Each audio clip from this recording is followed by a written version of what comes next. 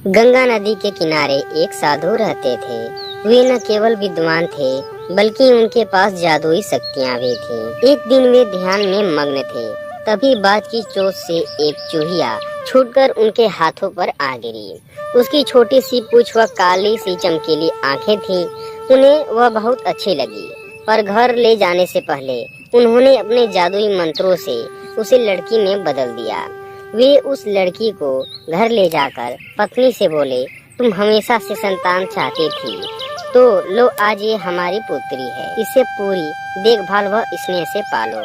साधु की पत्नी अपनी पुत्री को देख प्रसन्न हो उठी। वह उसे राजकुमारी की तरह पालने लगी। साल बीतते गए, नन्ही लड़की एक सुंदर युवती बन गई। जब वह 18 वर्ष की हुई तो साधु व उसके पत्नी उसके लिए वर तलाशने लगे। साधु ने कहा, मेरी बिटिया का ब्याह ऐसे व्यक्ति से होना चाहिए जो सबसे बड़ा हो। मेरे हिसाब से सूर्य ठीक रहेगा। पृथ्वी से भी हामी भरी। उन्होंने जादुई मंत्रों के प्रयोग से सूर्य को नीचे बुला लिया। उन्होंने उसे अपनी पुत्री से विवाह करने को कहा, पर पुत्री ने पहले ही न कर दी। वह बोली, पिताजी यह तो बहुत गर्म है। साधु निराश हो गए। उन्होंने सूर्य से कहा कि वे ही कोई वर सुझाएं। सूर्य ने कहा, बादलों के देवता से बड़ा कौन होगा? उनमें तो मेरी कीड़ों को भी रोकने की शक्ति है। साधु ने बादलों को नीचे बुलाया। वह अपनी पुत्री से विवाह करने को कहा, पर इस बार फिर पुत्री ने मना कर दिया। वह बोली, ये तो कितना बदसूरत है, मैं इससे विवाह नहीं कर सकती। साधु ने बादल देवता से कहा कि वही कोई अच्छा वर सुझा दे। वे बोले, पवन देवता ठीक रहेंगे, वे तो मुझे भी अपने फूंक से उड़ा देते हैं। साधु ने पवन देवता को बुलाकर अपनी पुत्री से विवाह करने को कहा। पुत्री ने फिर इनकार कर दिया। वह बोली, मैं इससे शादी नहीं करूंगी, ये तो कहीं टिकते नहीं, हमेशा यहाँ वहाँ भागते रहते हैं।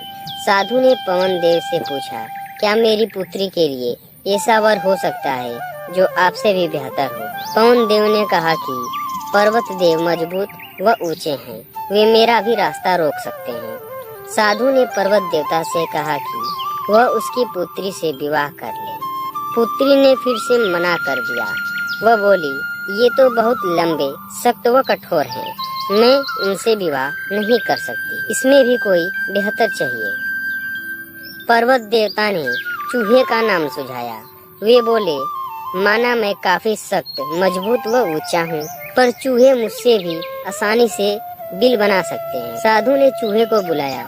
उसे देखते ही उसकी पुत्री खुशी से उछल पड़ी। हाँ पिताजी, यही तो है वह, मैं जिससे शादी करना चाहती थी। साधु ने सोचा, इसे ही किस्मत कहते हैं।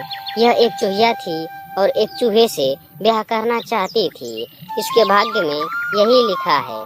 उन्होंने जादुई मंत्रों के प्रभाव से पुत्री को फिर से चूहिया बना दिया। चूहा व चूहिया भी आकर के खुशी खुशी रहने लगे। तो इससे हमें क्या सीख मिलती है?